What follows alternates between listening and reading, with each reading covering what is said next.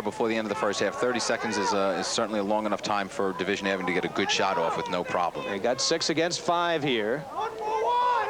On the man up. About 10 seconds have elapsed. Here's Rosenberger. They still haven't gotten a shot off yet. Coffey, the look in front. Bergeux's shot went off his stick, or was it checked? No, that was a look into the crease, and I think he tried to take the shot and had it checked. Penalty is over as a man has come back on. Number 22 for Garden City was serving the penalty, Paul Tully. But Levittown controlling the ball. Out to Rosenberger. Winds up. Saved by De Lorenzo. Rosenberger has a hard shot from the top of the box. He's an excellent offensive player, perhaps a weakness as a defensive player. Mangano, nice save there. Ray, what are you kidding? And another penalty, delayed penalty. So Garden City picking up some penalties here. Let's wait for the call by Ray Buckley. Well, this is just what Jimmy Amen wanted to see. He wanted to keep his offense on the field. We have a 30-second penalty against Garden City, so Division will have another opportunity to go with the man-up team. Dennis Driscoll, number 37, is the man whistled off for 30 seconds. Of course, in lacrosse, he doesn't have to actually serve the penalty in the box. He has to come off the field. They can use somebody else to take the penalty in the box. All right, let's see if we can pick up the Here's penalty Carbonell. Here. Okay, and what the official called right there is he just called a push, and with possession, that's a 30-second penalty. Back to the live action now. Here's Bergeux, number 3, off of Rosenberger's stick.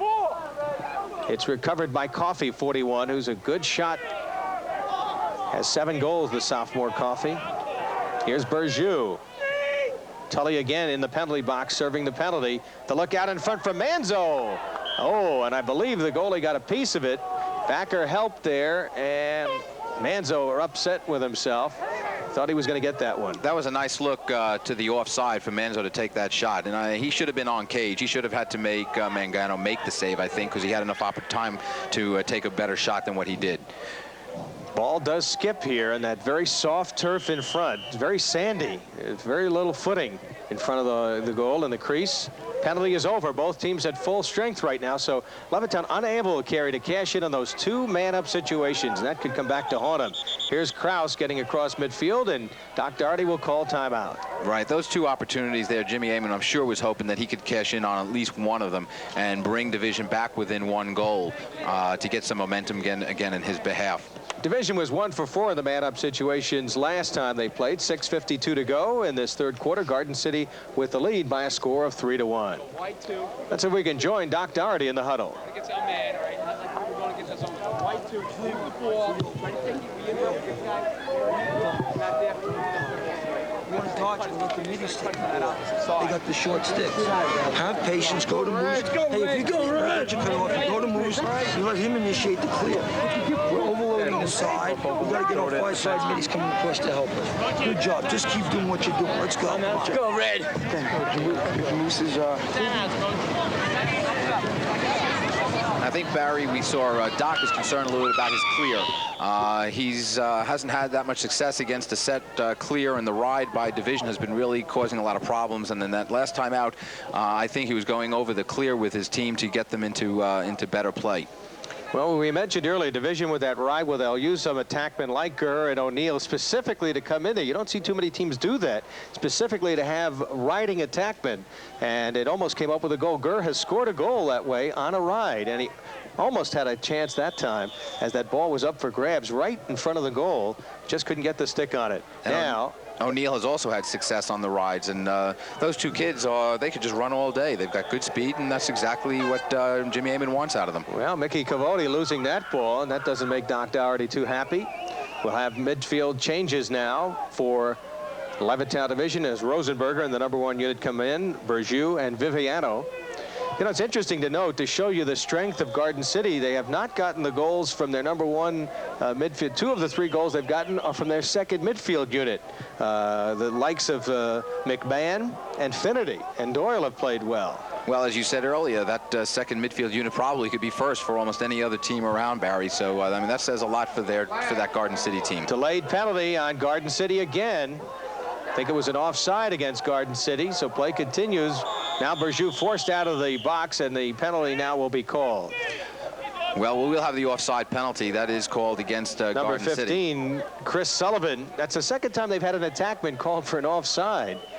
And that doesn't make Doc Doherty happy. He's got his hands open. You can get a picture of Doc. He's questioning the young man as he comes to the sidelines, Chris Sullivan. What do you say to kids in that situation? Well, you know, to an attack player, you know, I always tell my attack players that their responsibility is to cover the defenseman. If the defenseman goes over, then he should go right with him. It's the midfielder who's got to keep the onsides. And so I think, you know, the Garden City attackman there can't really be totally at fault. John Blair with the interception. He read that play beautifully. Dillmeyer with the big stick couldn't get it. Garden City has a whole bunch of nicknames for their players. They call Kraus the Red Rat. As the ball goes out, Levittown could not control it. I think it'll be Garden City ball. And again, Barry, we saw another opportunity for Division as to be man up and not being able to turn the man up into a successful goal. They're 0 for 4 now on their man ups. Garden City is 1 for 2, and that's a difference. They score half of those man ups. They go 2 for 4, and it's a tie ball game. You have evenly balanced teams, as you see in the playoffs. The man up and power play certainly become different in hockey. We see it all the time. Here's Kraus down the right sideline. He's in the box, so the penalty is over now. Both teams at full strength. Here's Paul Tully, who has 11 goals. Now they work it behind Cavodi, who's back in. Checked over there by number 45, Tommy Purcell. Good check, but a good look and a fine shot by number 16, Tommy Durand. The 5'11", 180-pound junior crease attackman moved in for his 11th goal of the year. That was an excellent look and an excellent feed by Cavadi. The goal being scored was only as good as the assist, Barry. And here you see it. Look at Cavadi. He's got a head up. There comes the double, and he just dumps it off. And it's a nice, easy shot. And, you know, you're in that tight on Di Lorenzo. He's not Superman. He's not going to make every one of those saves. And you can't give the good sticks and the good shooters in that close on the goalie and expect him to make the save. Durand, early in the season, was hurt, but has been coming on. He was sick. Get the ball in his stick, he'll get a good shot off, and we saw that. Wasn't a great shot, but he had good location and a good placement. Placement is half of the battle. You put that ball in the place, the right place, the goalie's not going to be able to make the save. Rosenberger won that face-off. He and Kraus will both go off. Changes in the midfield for both clubs. Coffey's got it, so second midfield units are in. Here's Huggard, number 8, for Levittown. Finnerty playing him. They double him up. Huggard looking for the open man. As he'll invert. 5 minutes to go here. 4-1 third quarter. Garden City with a 4-1 lead. Good defense on it. They throw it away. It could not be handled over there by number 31, the young man. And we'll have a change of possession right here. And the credit for that bad pass has to go to the defenseman, Barry. The Garden City defenseman, you notice how he stuck right with his man, and he kept checking and little poke check, slap check, and you know, until the attackman wanted to get rid of the ball, and he caused the bad pass. Kerry, Jim Amon has called a timeout. It's a frustrating time. It's a key point in the game. Your club has been unable to cash in on man-up situations. You just gave up a goal. What do you think he's going on in that huddle right now? Well, I think Jimmy's just going to tell him. He wants him to settle down now. He's going to try and tell him, look, fellas, the game is not over by any stretch of the imagination. We're only down 3 goals. Let's play our goal. Let's not, you know, let's not get panicky. Let's not throw the ball away. Let's make good passes, get in position, help each other out. All right, Kerry, let's take a look at the New York State poll, the latest poll, Sports Writers poll. West Genesee back in that familiar spot, number 1. Garden City, number 2. As you can see, Ward Melville, number 3. Yorktown, number 4. St. Anthony's, number 5. Ward Melville, by the way, beat Yorktown earlier this year. What a year St. Anthony's has had. It's too bad they don't do it as they do in basketball, where the Catholic schools play later in the Federation tournament. We get a look at St. Anthony's playing some of the public schools. Rest of the top 10, West Islip, club we talked about before. Fairport, Calhoun, surprise club in Nassau County, Lakeland, and Fayetteville, Manlius, number 10. Those are the A schools, the top schools, the big schools. And of course, there's a New York State small school poll as well. Jamesville DeWitt is number 1 in that one. Lynbrook 2, Elmont 3, Bethpage 4, Canandaigua 5, Manhasset 6, Corning East 7, Buffalo Nichols 8, Cold Spring Harbor 9th, and Friends Academy right here on Long Island, number 10. What a year they've had. Nice to see that on the B schools, out of the top 10, 6 are from Long Island, Barry. That's right. Friends Academy in Garden City. They've come up with some outstanding athletic teams of late. Let's see what they do on the ride here again if they can force a turnover. You've got O'Neill, number 32, and number 7. The guy who came up with one earlier, Jim Gurr, in there. And they force the turnover. Aggressive play. Jim Gurr, second time, forcing a bad pass. And now Levittown gets the ball back. You know, the whole success to any kind of a ride, Barry, is just sheer hustle. Because let's face it, you're down 4-3. There are 4 men usually, or 3 men clearing, or there's always an extra man in the on the defensive pursuit. half. And it's just sheer hustle and sheer desire that causes the mistakes and causes those kind of problems. All right, Rosenberger has been held in check. Number 15. He works one-on-one. He'll invert. Working from behind now. He takes the defenseman John Blair with him. Comes back out, cut off. Gets the shot off, hits the side of the net. Had no angle there as the defenseman Blair played him well. And Mangano comes up with the ball. Now we'll get another timeout, I believe. Let's wait and see. Now the ball got caught in the back of the cage, Barry, and they clear that from the side. They'll give the ball back to Garden City for the clear. Garden City with the ball. They lead 4-1. About 4.5 minutes to go in this third quarter. Interesting on that last offensive set that we saw Rosenberger go behind. That's the first time all day we've seen him invert and take his defensive midi behind the cage. Right now, Kraus trying to clear it up. Very tough ride here. This is Tully, fine football player, along with Kraus and Griffith, and a whole senior midfield unit. Now they'll bring it down. Number 37 is Dennis Driscoll. He'll drop it off. That's Cavoti on the far side. Working one-on-one. Draws the goalie out, makes the look in front, shot blocked. Zacher, John Zacher, number 9, made a nice play defensively there. He played it very well defensively, and Cavati again made another great look offensively. Zacher, by the way, will be going to the Air Force. He's number 6 in the school academically. Good stop by Di Lorenzo on that shot as Cavoti got it off. He has 28 goals coming in. He got great speed and a great stick, Cavoti. He came around the cage there really well, and he got an excellent feed and a good shot, and Di Lorenzo made the good save, and there was a lot of nice play there by both teams. He's only a junior, Cavoti. Of course, both clubs had outstanding players last year. How about Rob Griffith, whose brother is playing on this Garden City club? Midfield at Harvard this year. Paul Bazile, attack at Navy. Brian Sullivan, midfield at Navy, all from Garden City. Mark Burchell was playing defense at Hobart along with Peter Bennett. Pretty impressive. They're both freshmen. It's interesting to note that there aren't many freshmen playing for Hobart this year, Barry, and there you have 2 of them that are getting time. Now, Long Island players continue to star in college all around. Good check that time by Levittown Division as they checked that ball away. Number 13 making the check, Ed Cassio. But Garden City got it right back. Here's Finity, who got them off in scoring. Garden City. A look for Cavoti. Loose ball in the slot. Zacher is checked as they clear it across, but back again. Garden City with the quick sticks. The Garden City defensemen are doing an excellent job keeping the ball in the offensive half for their middies and attack. Here's Finity dropping it back. Here's Doyle, who had a goal earlier. High shot. Di Lorenzo got a stick on it. He'll look to cheap clear downfield. Look at the goalie Mangano come off the line from his goal and make the play, but he lost it out of bounds, so Levittown will get it back. Well, he doesn't mind roaming, Mangano, does he? I would say he's a little bit away from the cage. And I'm sure it was a nice, one of the few opportunities that an attackman from Division Avenue would have to put a check on a goalkeeper. Well, Kenny's best game came in a 7-6 win over Lynbrook. That was the closest game they've had. He made 21 saves, including 3 in the last minute to preserve that victory. 7-6 over Lynbrook and Mr. Kesenich. That must have been quite a game.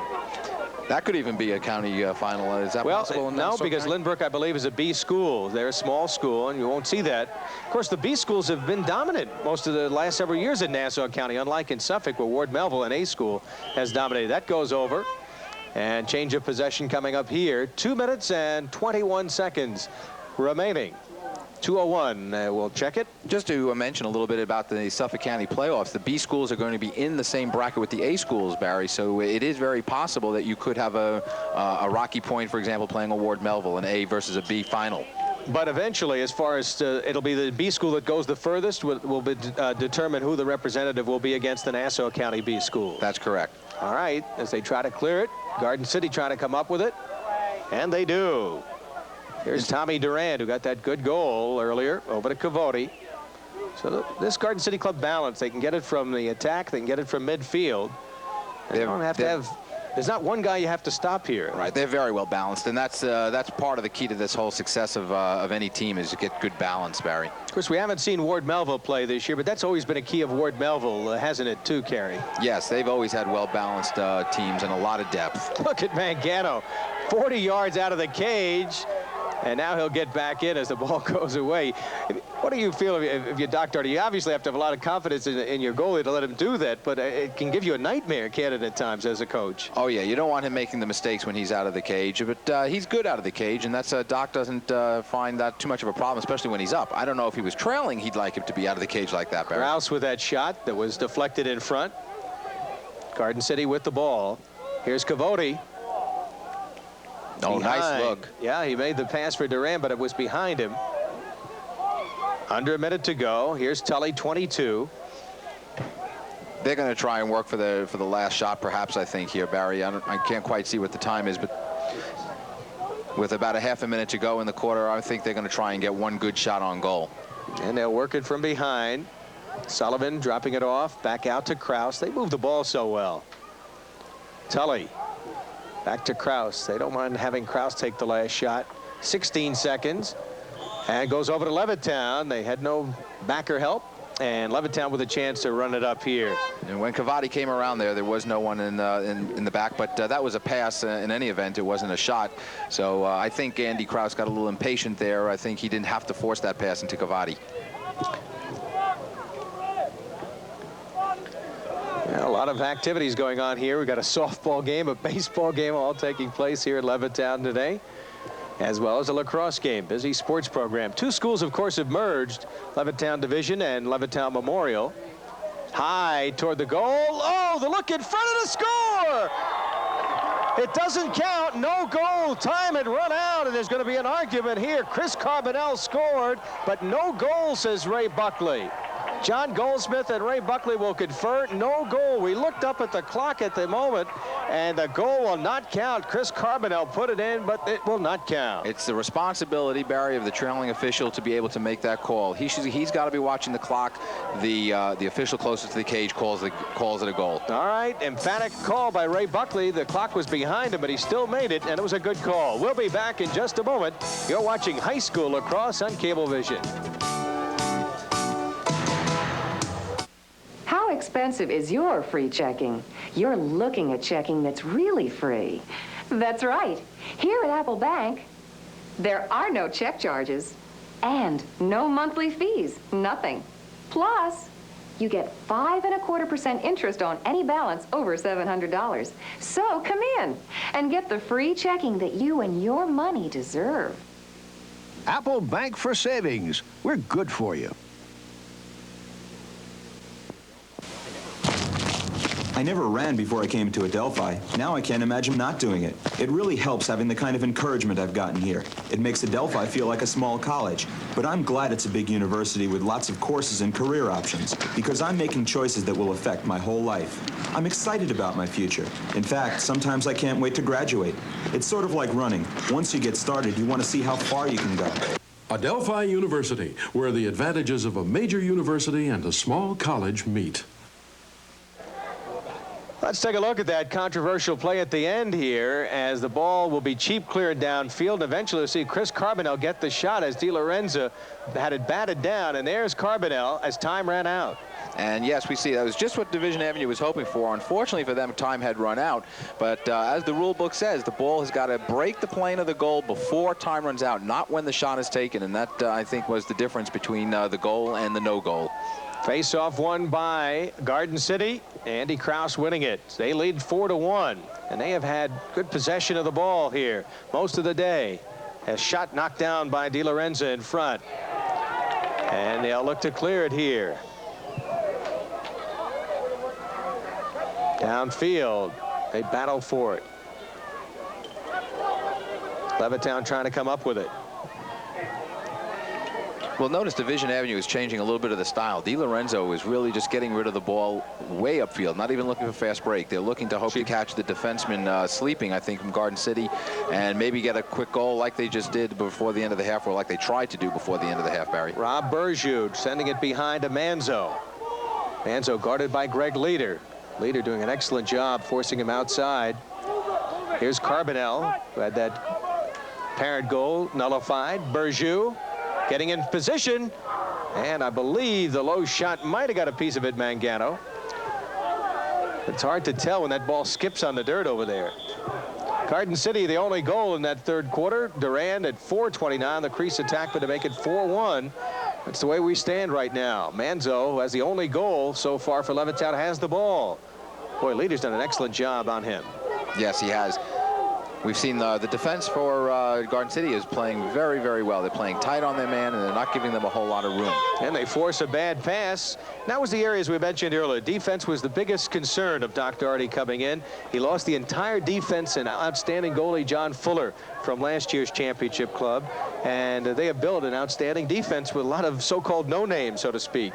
Keith Melchione, a junior, John Blair, a senior, Dennis Tischkel, a senior, and Greg Leader, only a junior. Yes, they have, Barry, and even like John Blair, even though he's a senior, it's only his second year on the varsity. He wasn't playing as a 10th grader, so their experience is really, you know, not a whole lot, but yet they're doing a superb job playing defense for Garden City.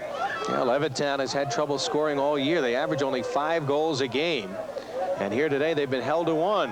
Now Mangano coming way upfield to clear it over the head of Kraus. Should have had that one. Mangano might have thrown a better pass, and on the turnover, that's what plagued Garden City the first time they met in the first quarter of the first game last year when Levittown jumped in front 3-0.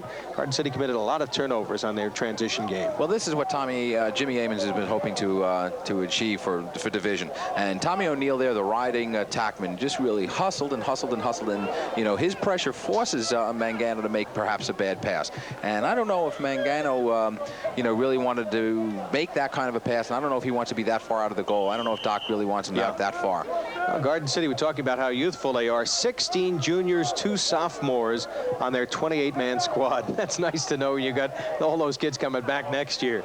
And they're coming off of a 14-2 JV record last year, so they've experienced a lot of success. Rosenberger having trouble against that long pole midfield unit. And let's give credit to those long poles for Garden City.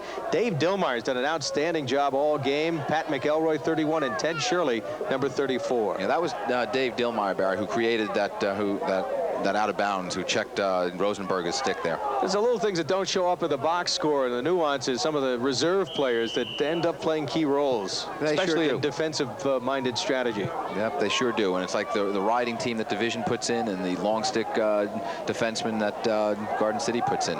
Tough to score 6-on-6 with the kind of defensive players we're seeing here. Of course, Levittown's inability, Kerry, to score on those man-up goals really may be the turning point in this one. Cavote from behind.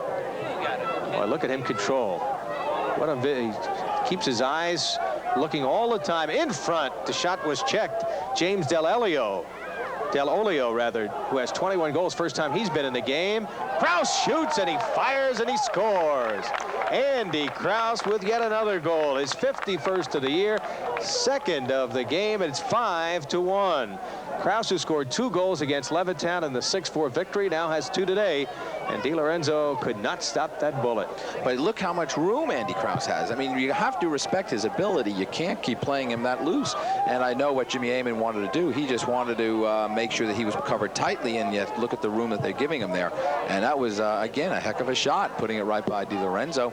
But DiLorenzo has, you know, his work if he's going to have to be the one to stop Andy Kraus from shooting. Garden City coming off the conference football championship last year, and Andy Kraus, one of the key members of that team, along with Paul Tully.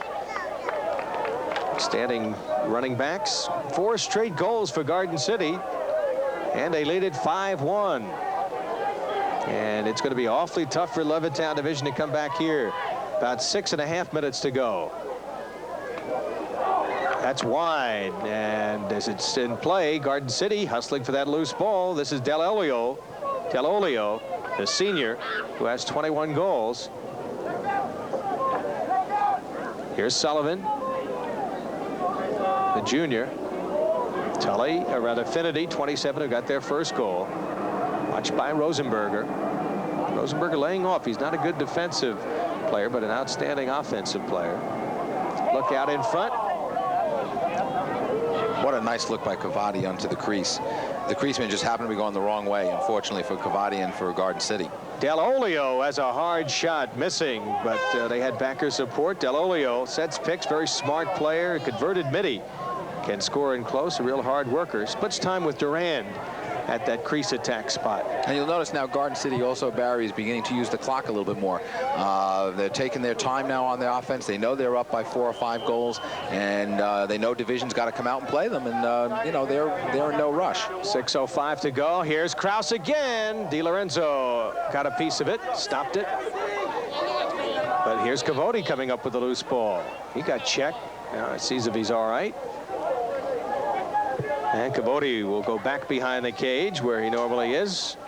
Working on the defender. Good speed and a sharp angle shot as he beat Tommy Purcell, the defender, 45, and he put it home. So Mickey Cavoti gives Garden City a 6-1 lead. That was a really nice shot, and as we said, Barry, or as you said, the angle was very very small. He had little angle to shoot on, and yet he put it right by Di Lorenzo's ear. The defenseman just got beat, and it was just a simple beat man. The quickness. Here he comes now. As you see him going to the goal, he just goes right by him, protects his stick, as you'll notice. He keeps it in his left hand, and he puts it right off of Di Lorenzo's ear. Well, he has a great stick skill, good moves. He'll play behind. He has speed. He's a feeder. He's improved seeing the field this year. And there's a guy who's had some day too. Andy Kraus winning the faceoff, getting it up to Tully on the break now. Tully has it checked away. Vota trying to come up with it. 96. Cheap cleared. And Gano coming up with it. Boy, he'll roam. Now Kraus across midfield. He'll pick it up. And we'll get another timeout. No one off. Timeout. Yep. Doc Dougherty wants to call a timeout. And he is in the driver's seat. The number 2 ranked team in the state, playing like the number 2 ranked team. And this Levittown Division club, the last club to beat him here in Long Island. Looks like Garden City's headed Kerry Gluck to avenging that loss, and avenging it with an exclamation point. I think so, Barry. They look like they're really in control of the game right now. They're controlling the offense beautifully. We'll be back. Time out of the field. About 5:13 to go. 4th quarter. Garden City in command. You're watching high school lacrosse on Cablevision.